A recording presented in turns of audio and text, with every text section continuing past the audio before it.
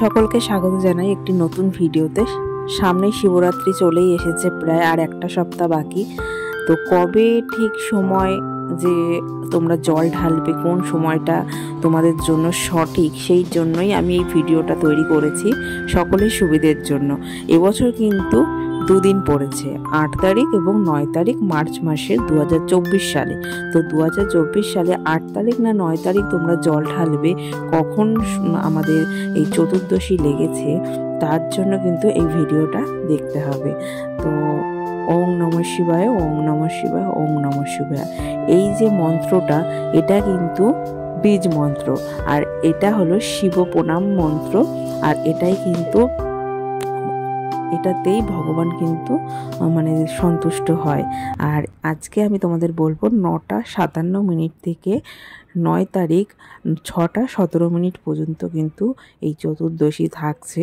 মানে 8 তারিখ 9টা 57 থেকে কিন্তু তোমরা জল ঢালতে পারবে।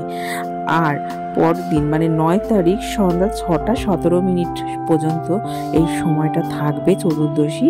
এর মধ্যে তোমরা কিন্তু জল ঢালতে পারবে, কিন্তু এর মধ্যে একটা ব্যাপার আছে, কিন্তু কোন সময়টা আমাদের হিন্দু মতে, আর রাত্রিটা পুরো বলা হয় শিবরাত্রি 3টে প্রহর জল ঢালতে হয়, সেটা কখন কখন বা সেই সময়গুলো তো রাত্রেই করতে হয়।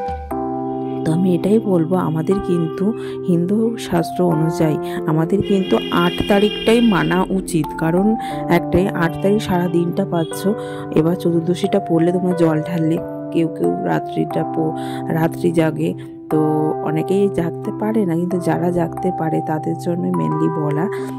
আর যারা যারা উপোস না থাকতে পারে, তাহলে তার কিছু বলার নেই, তারা 9 তারিখ কিন্তু এই উপোসটা করতে পারে। কিন্তু 8 তারিখে বিশেষত 90% মানুষেরই কিন্তু এটা করা উচিত। 8 তারিখে সারাদিন উপবাস থেকে 8 তারিখ যখন আমাদের চতুর্দশী মানে সময়টা, শুভ সময়টা লাগছে, তখনই কিন্তু জল ঢালা উচিত। আমাদের শিবলিঙ্গে বাড়িতে থাকলে সেটা তো করতেই পারো, বা যেখানে কোনো মন্দির থাকে সেখানে যেতে পারো, যার যেটা সুবিধে হয়। তার মধ্যে ফল লাগছে 5 রকম, মিষ্টি 5 রকম, ফুল, আকন্দ ফুলের মালা, আকন্দ ফুলের মালা তো অবশ্যই লাগবে, ধুতরা ফুলের কাঁটা, ফুল আর হলুদ ফুল কিন্তু আমাদের শিব মহাদেবের খুবই খুবই একটা প্রিয় ফুল। তো হলুদ ফুল কিন্তু তোমরা যদি হাতের কাছে থাকে দিতে পারো। আর তোমরা জল, গঙ্গা জল নেবে, নর্মাল জলও নিতে পারো, নর্মাল জলের মধ্যে গঙ্গা জল নেবে।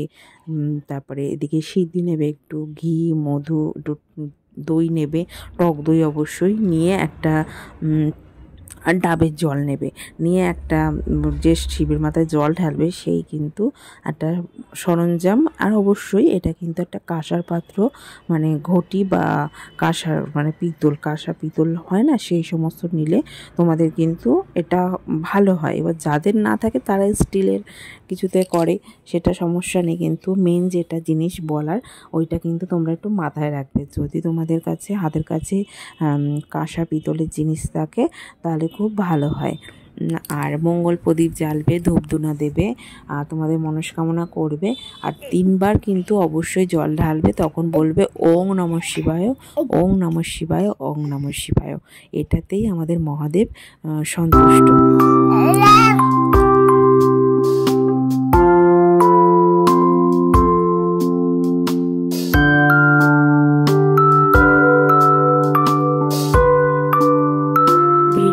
যারা সম্পূর্ণ দেখছো বা দেখেছো তাদেরকে আমি অনেক ধন্যবাদ জানাই।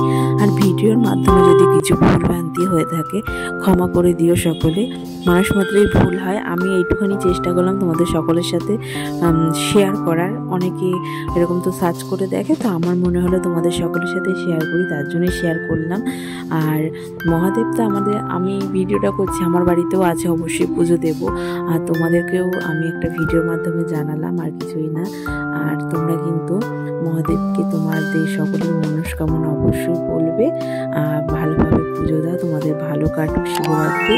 আমি এইটুখানি চাই অবশ্যই।